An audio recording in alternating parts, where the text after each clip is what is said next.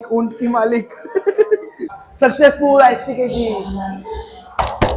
जय श्रीराम मित्रांनो, तुम्हा सर्वांचं आपल्या नवीन ब्लॉग मध्ये खूप खूप हार्दिक स्वागत. आणि आजचा वार आहे सोमवार आणि तुमच्या भावानी परत कमबॅक करायचं ठरवलेलं आहे. आणि आज तो म्हणजे मी शंकराच्या मंदिरात, गावदेवाच्या मंदिरात, सगळ्या मंदिरात जाऊन आलेलो आहे. आणि आजपासून ठरवलंय की हा फॅमिली पॅक जो दिसतोय त्याला आपण नष्ट नामोच करणार आहोत. तर शॉर्ट व्हिडिओ पण असतील आणि जेव्हा जमेल तेव्हा लॉंग व्हिडिओ पण असतील. तर आजचा आपला वर्कआउट आहे चेस्ट आणि ट्रायसेपचा. तर तुम्हाला चेस्ट आणि ट्रायसेपचे एकदम शॉर्टमध्ये वर्कआउट दाखवतो. आणि कार्डिओ केला तर पण कार्डिओ ॲटलिस्ट 15 मिनटं तरी करणार आहे रोज. आणि ॲप्स मारणार आहे कारण चालणारे लोक भरपूर आता माझ्या आजूबाजूला आलेले आहेत आणि मला टॉन्ट मारत आहेत कारण ते तर काय फुगत नाही आणि मी सारखा वाढत चालवलं आहे. तर चला, पहिला सेट आहे आपला इन्क्लाइन चेस्ट प्रेस. चलो बेटो, लेट्स गो. तर मित्रांनो, आपण पहिला इन्क्लाइनमध्ये 50 किलो लावलेला आहे फर्स्ट वेट. कारण भरपूर गॅप नंतर म्हणजे जेव्हा जेव्हा तुम्हाला कमबॅकचे व्हिडिओ दाखवलेले आहेत त्याच्यानंतर 5 दिवसात वर्कआउट संपलेला आहे. तर आता कंटिन्यू वर्कआउट असणार आहे. आणि पहिला वजन वेट लावलेला आपण 50 किलो, 25-25 इच साईड. 12 रेपिटेशन घेणार आहेत सेम या फॉर्ममध्ये. 1 2 3 4 5 6 7 8 9 10 11 12. बस.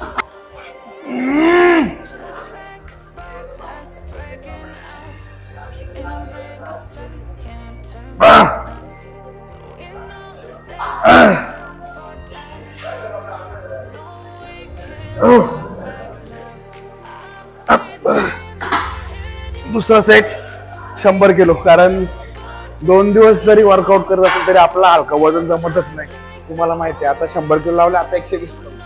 ठीक आहे, नाही हात लावून टाक. चल 1 2 जास्त नको लावू. 3 चल लास्ट. ठीक आहे, 3 2 एक लास्ट.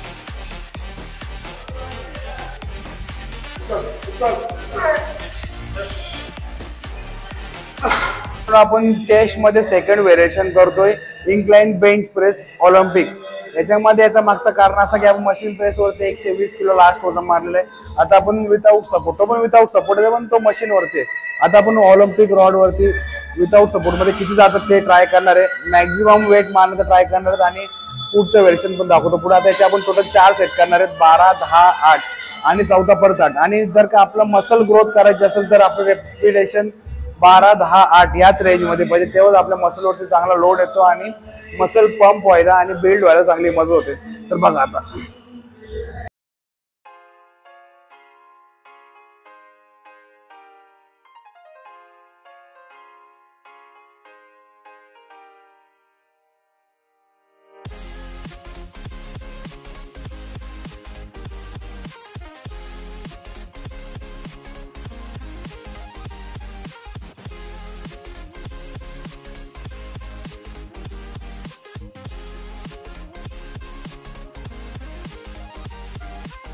सेट मारतोय आपण 6 टाइम याचा रॉडचा 20 किलो म्हणजे total 80 kilo.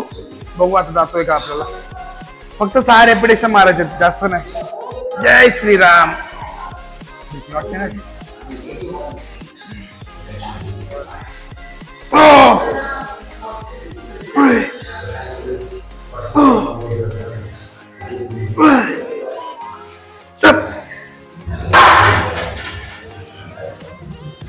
Successful ICKG.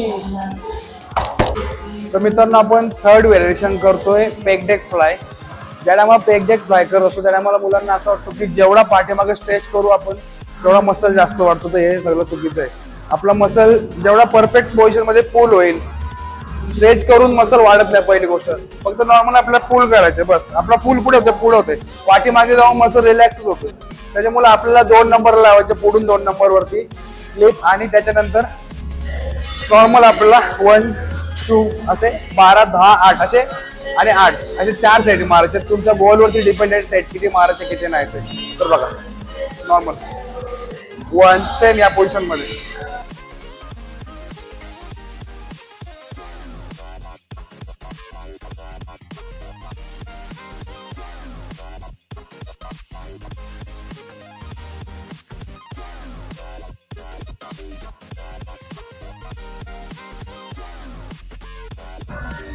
Same या फॉर्म मध्ये आपल्याला आता 4 सेट करायचे टोटल. याच्या आधी आपण जे मारले ते दोन्ही कंपाऊंड सेट होते आणि आता आपण जे करतो तो आयसोलेशन. तर 2 कंपाऊंड आणि त्यानंतर एक आयसोलेशन आणि आपण नंतर मसल चेंज करणार, आपण ट्रायसेप मारणार. तर चला पुढे तुम्हाला 4 सेट दाखवतो.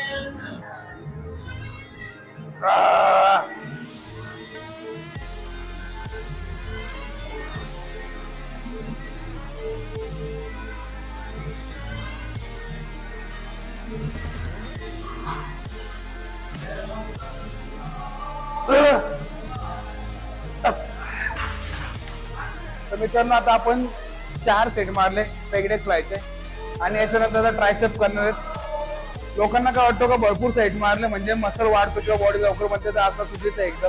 आपल्याला जास्त वेट, फुल रेंज आणि परफेक्ट फॉर्म या 3 गोष्टी असतील आणि घरी जाऊन तो डाएट करतो तो, या 4 गोष्टी जर का आपण प्रॉपर फॉलो केल्या तर आपला गोल साध्य व्हायला लवकर मदत होते. तर आपण आता चेस्ट वर्कआउट थांबवणार आहेत आणि ट्रायसेप सुरू करणार आहेत. चलो.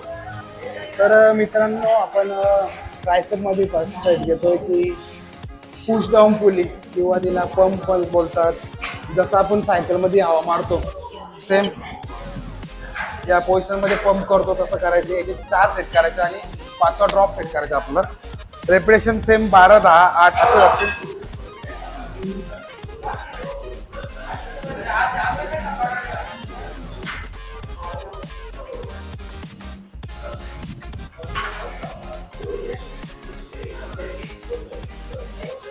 जर आपण चेस्ट मारतो तर आम्हाला आपला सपोर्टिव्ह मसल ट्रायसेप असतो आणि त्यामुळे आपल्या ट्रायसेपला परत एकदा वॉर्मअप सेट करायची गरज लागत नाही. आपण डायरेक्ट सेट सुद्धा चालू करू शकतो. आता मी पहिला सेट मारला 12 रेपिटेशन. आता अजून पुढे 3 सेट करणार आहे, पर 2 सेट आणि 4था सेट ड्रॉप सेट करणार आहे. चलो लेट्स गो. फर्स्ट सेटला आपण लावलं 40 किलो आणि आता सेकंड सेटला लावलं आपण 60 किलो. बघू आज लास्ट किट पर्यंत होता. जय श्रीराम. 1 2 3 4 5 6 7 8 9 स्टॉप. वजन असं वाटतं का रोज मारतो तसंच वाटतं, एकदम हलका. चिंदी वेट आहे, चिंदी वेट. थर्ड सेट आहे आणि वेट लावलंय 85 किलो. आता आपला 100 व्हायला फक्त 3 प्लेट बाकी आहेत. बघू आता जातोय का नाही. जय श्रीराम. 1 2 3 4 5 6 7 स्टॉप. हा पण इझी गेलाय. आता 4था सेटला सगळा लावतो जर का मारला तर. मित्रांनो हा सेट मारण्यामागचं रिझन असं आहे की याच्यामध्ये आपले 3 मसल इन्क्लूड होतात आणि चांगला प्रेशर पण येतो आणि वजन जातो मेन म्हणजे. जर का वर्कआउट करताना आपला वेट जात असेल तर वर्कआउट करायला मजा सुद्धा चांगली येते. त्यामुळे मी हा सेट स्टार्टिंगलाच घेतो.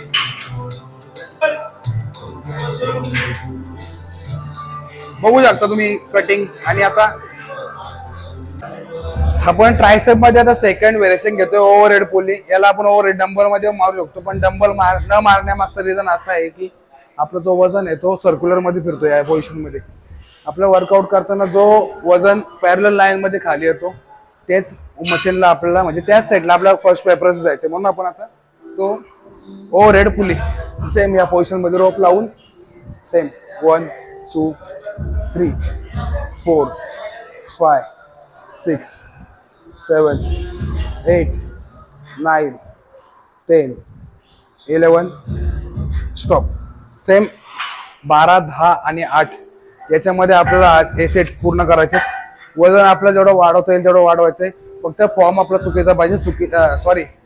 फॉर्म आपला परफेक्ट पाहिजे, चुकीचा नाही पाहिजे. तर चला पहिलं सेट मारलंय. आता त्याच्या पुढे वजन वाढवत घेऊ. 1 2 3 4 5 6 7 स्टॉप. तर मित्रांनो आपण आता ट्रायसेप मध्ये सेकंड लास्ट व्हेरिएशन करतोय. थिक बॅक डंबल 12 12 10 10 8 8 असे 3 सेट मारणार आहे. आणि याच्यानंतर पुढचा एक व्हेरिएशन सांगतो तुम्हाला. थिक बॅकचा फॉर्म बघा. भरपूर मला असं मारतात तर असं मारतच नाही, कारण तुम्ही नक्की बायसेप मारता का ट्रायसेप मारता तुम्हालाच नसतं माहिती. त्यामुळे किकबॅकचा परफेक्ट फॉर्म बघा.